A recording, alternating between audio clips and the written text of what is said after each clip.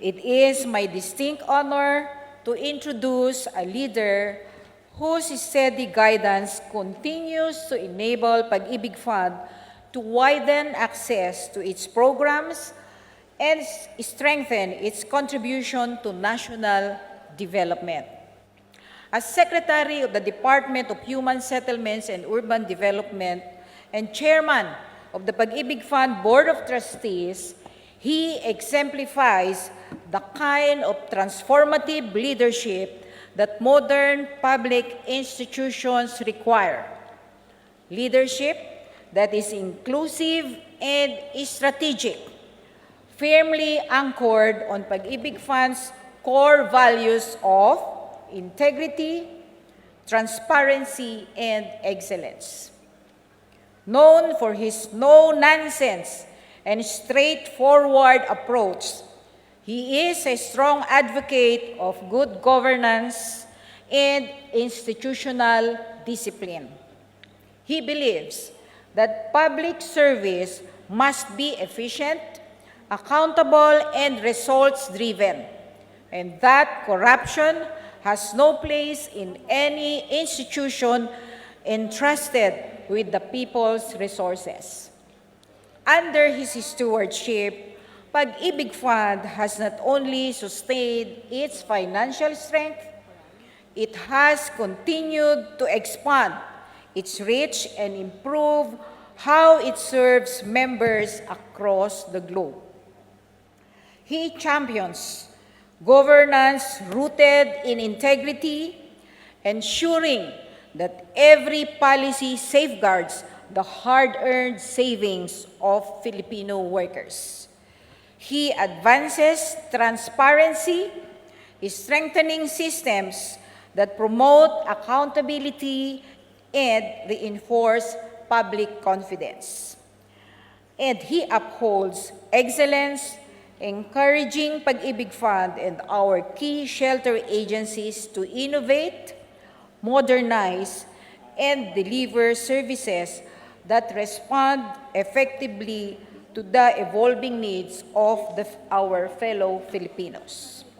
An engineer and highly successful businessman, he brings structured and systematic thinking to public service, helping align Pag-IBIG Fund's mandate with the broader national housing agenda, ensuring that affordable home financing remains accessible while Pag-IBIG Fund remains financially strong for generations to come. More importantly, his commitment to advancing the welfare and dignity of Filipino workers and their families continues to guide his leadership, consistent with the direction and vision of President Ferdinand R. Marcos Jr. Ladies and gentlemen, it is my pleasure to introduce to you the Chairman of the Pag-IBIG Fund Board of Trustees, Secretary Jose Ramon P. Aliling.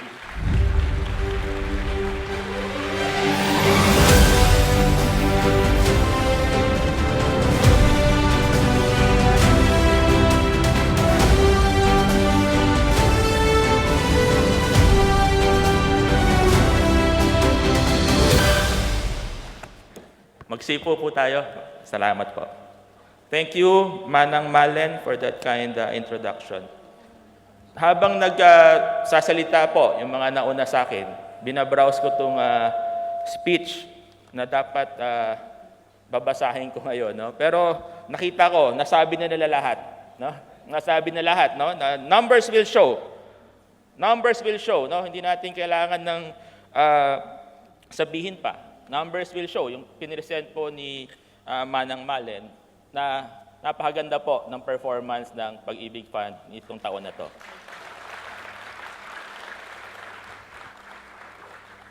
So sa ating mga Pag-IBIG Fund officers and employees, our partners, stakeholders and members, friends, ladies and gentlemen, magandang hapon po sa inyong lahat. 9 months ago, ako po ay naitalaga bilang kalihim ng Department of Human Settlements and Urban Development. or DHSUD. At the same time, naging chairman of the board po tayo ng ating mga attached agencies. Isa na po dito ang Pag-IBIG Fund. So nung tayo po ay na-appoint bilang secretary, isa lang po ang nais nating ibalik. Sabi ko sa aking mga kasama sa DHSUD, pati na rin kay President BBM, kailangan lang natin ibalik ang tiwala. Tiwala ng bawat Pilipino na kahit napakalaki po ng housing backlog, hindi po ito dapat maging maka-discourage sa atin na tumuloy. No? Sabi ko nga sa mga kasama ko sa DHSUD, parang basketball to eh. Pinasok tayo, 30 ang laman ng kalaban, whether may pag-asa o hindi, basta shoot lang tayo ng shoot. No? Kasi every house counts. Every house na mapoprovide natin, kung 4 ang miyembro ng bawat pamilya, 4 na tao o individuals ang natutulungan natin. So, sabi ko sa kanila, para mabalik ang tiwala sa atin, 4 na bagay. Tuparin ang lahat ng ipapangako, tapusin ang lahat ng masisimulan, magsilbi ng tapat at malinis. At huli, ang pinaka-importante ay makinig sa mga stakeholders. So ito po ang ginawa natin ng unang mga dalawa o 3 buwan natin sa panunungkulan. Ang sabi ko sa kanila, ang unang dapat magtiwala sa atin ay ang ating mga attached agencies. Isa tayong pamilya sa housing sector. So unti-unti nating kinausap itong mga heads ng mga attached agencies natin, NHA, SHFC, National Home Mortgage, at pati Pag-IBIG Fund. Ang sinasabi ko sa kanila, ang pinaka-credible, no? Alam naman nating lahat, ang pinaka-credible na attached agency ng DHSUD ay Pag-IBIG Fund. No?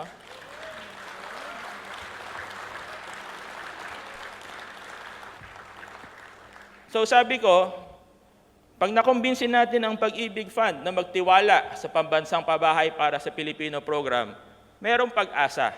May pag-asa na madagdagan yung in-envision ni President BBM, ni President Marcos na bigyan natin ng disente at mura o affordable na mga tahanan ng mga nangangailangan.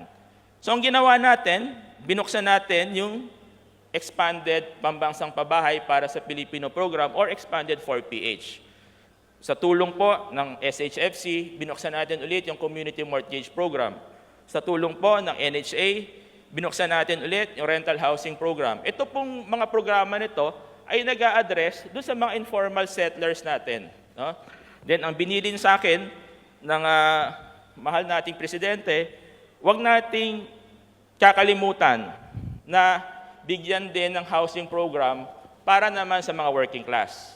So dito po, tinulungan tayo o tinutulungan ng Pag-IBIG Fund yung pambansang pabahay para sa Filipino program or expanded 4PH through their loan programs. So nandito na po yung mga 3% home buyer loan natin. Nandito na rin po yung 4.5 loan natin para sa mga economic housing up to 1.8 million. And then nandito na rin po yung home improvement na talaga naman nakakatulong po doon sa mga kaya pang umutan ng dagdag para maging maganda yung mga socialized housing or yung mga affordable housing na nabibili po nila. So, sinabi ko rin no, na ang isa nating dapat makuha natin ng tiwala ay sa yung private sector na kung saan naman ako galing, sabi ko sa kanila, alam ko ang rason o alam ko ang magiging rason ng mga yan para pumasok o magtiwala sa gobyerno. Una-una, dapat, whether we like it or not, whether attainable o hindi, walang corruption.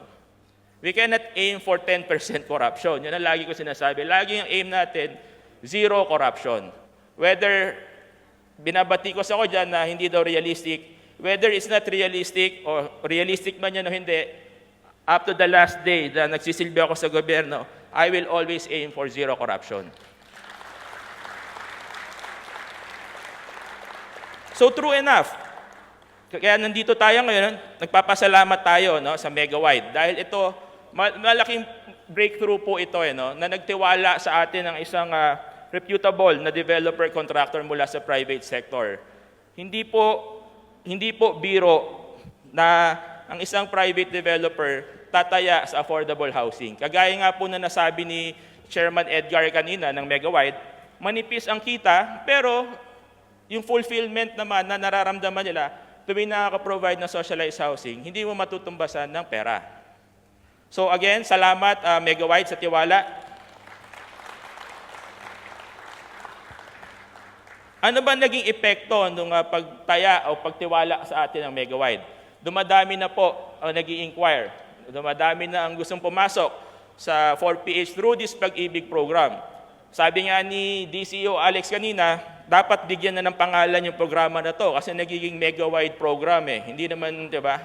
Dapat mabigyan to na pupunta sa kanila yung mga contractor developers, gusto daw nila mag-avail ng Megawide program. So kailangan na natin lagyan to ng generic na programa. At nakita na natin eh, na nandito na yung pag-asa natin para magkaroon ng, kagaya nito, 7,000 units kaagad.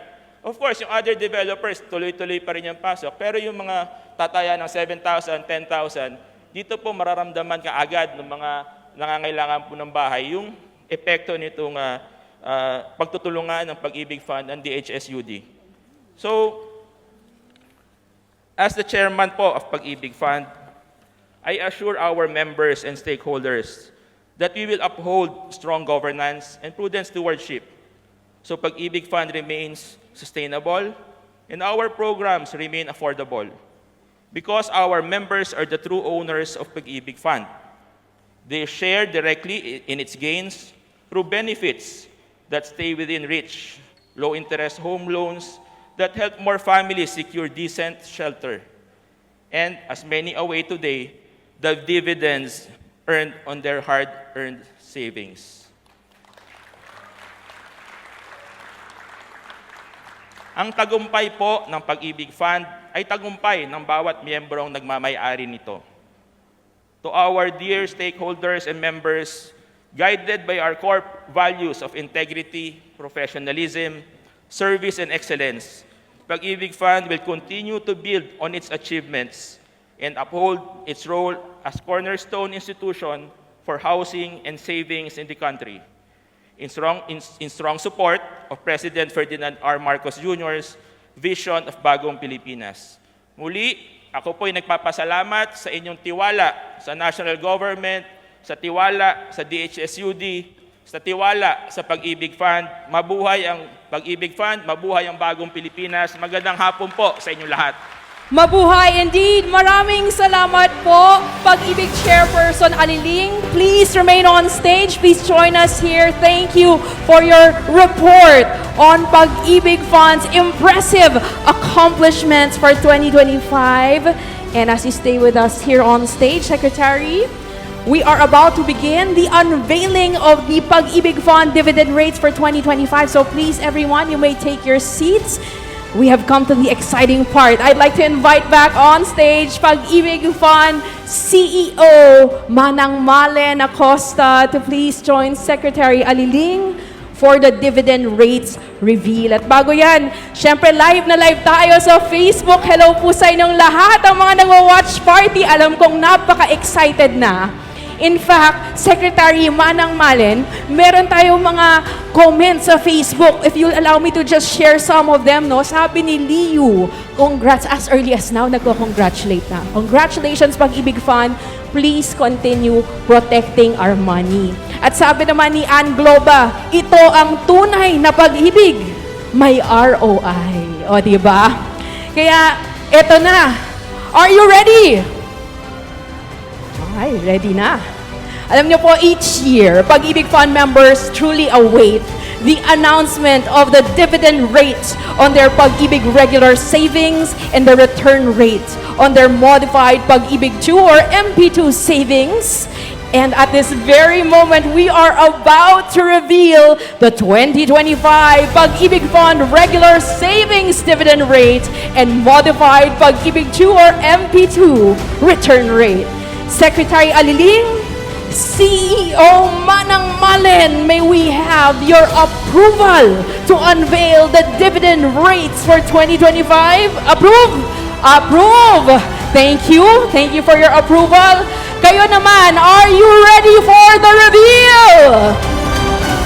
Okay, we need your help. Pati yung mga nanonood sa Facebook, can we do a 5-second countdown so we can begin? Okay ba? Together, 5, 4, 3, 2, 1, let's begin!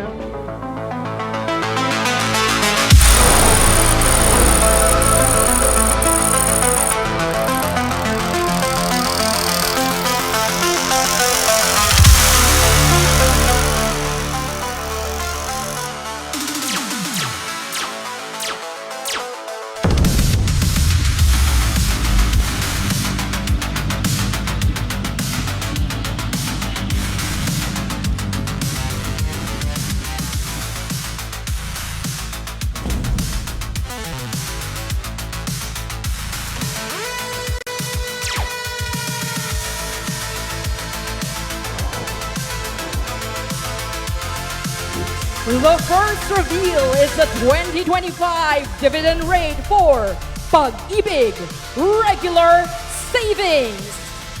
Ladies and gentlemen, the dividend rate for Pag-IBIG Regular Savings for 2025 is 6.62%!